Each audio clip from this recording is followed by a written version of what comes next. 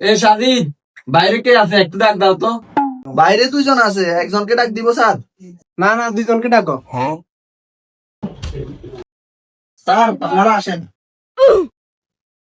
আসসালামু আলাইকুম। WhatsApp sir. এই ছেলেটা তো ভদ্র, কিন্তু এটা তো আচ্ছা বসেন বসেন। তো সাদা শার্ট তো পরছেন, ভিতরে কালো, এটা কি?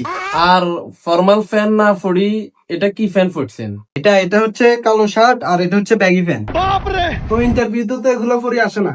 না স্যার, ওই ইন্টারভিউর হরে আর ওই বিয়ে দাওয়াত আছে, অন বিয়ে যাবো তো ইয়াল্লা এখানে হরিয়েছি।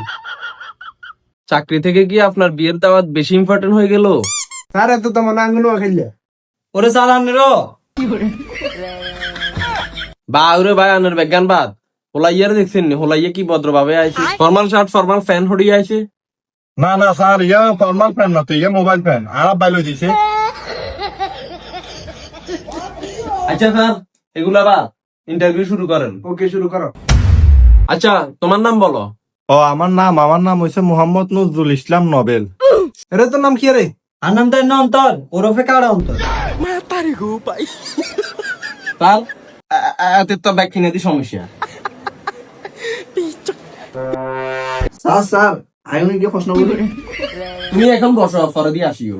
আচ্ছা তাহলে শুনো, তোমরা দুইজনে 65 আর 5 এর মধ্যে যে কোনো একটা সংখ্যা ধরো।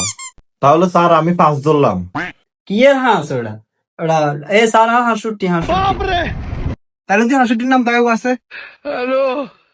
না না স্যার, সরি সরি, আর আমিও হাঁস ধরছি, হাঁস। এমডিকা 4 নাম্বার সংবিধানটা বলো তো। স্যার এত কঠিন প্রশ্ন কেন করেন? তুমি না পারলে তুমি বলো।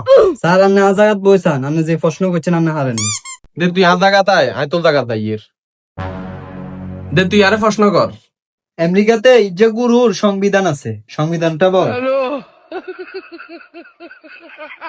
এ হেন্নেও তো তুই এই জায়গা বাউ, তুই তোর জায়গাতায়। তোমার কি কি ট্যালেন্ট আছে নোবেল? স্যার আমার ট্যালেন্ট হচ্ছে আমি যে কোনো ডিজাইন করতে পারি। এ তোর ট্যালেন্ট কি আরে? আর ট্যালেন্ট হচ্ছে আমি কান্দের হাত তুলতে পারি। তাই হাত তুলি দেখাছে। স্যার আর কাছে লৌকিক গিয়া আছে, 10 লাখ টাকা দিব। আচ্ছা তুই যা, হাতে চাকরি হয়ে গেছে, হাতে আগুন লাগো। তাহলে নবেল শুনো, তোমার এটা শেষ প্রশ্ন। এটা যদি পারো তাহলে তোমার চাকরি ওকে, আর যদি না পারো তোমার চাকরি বাতিল। জি স্যার, প্রশ্ন বলেন তাহলে। ধরো একটা সিংহ, এখন তুমি সিংহর মুখে হাত দিছ, তাহলে এখন কে বলদ, সিংহ না তুমি? স্যার আমি বলত। যদি আমি হাত দিতে বলি তাহলে কে বলদ? তাহলে স্যার আপনি না বলত। কি আরে, তুই আরে বলদ কইছ? বারো, তোর চাকরি তো না যা। এ তো শেষ সব সতর্ক করতেন নি। হ্যাঁ জি স্যার, কোন ধর তো ওই সামনে দিয়ে বেড়া গিয়ে গরু গেনের অন ফিওনার আব্বার নাম কি কথা কো? স্যার তাহলে ঠিক আছে, বিয়ে দিয়ে দিয়ে যা।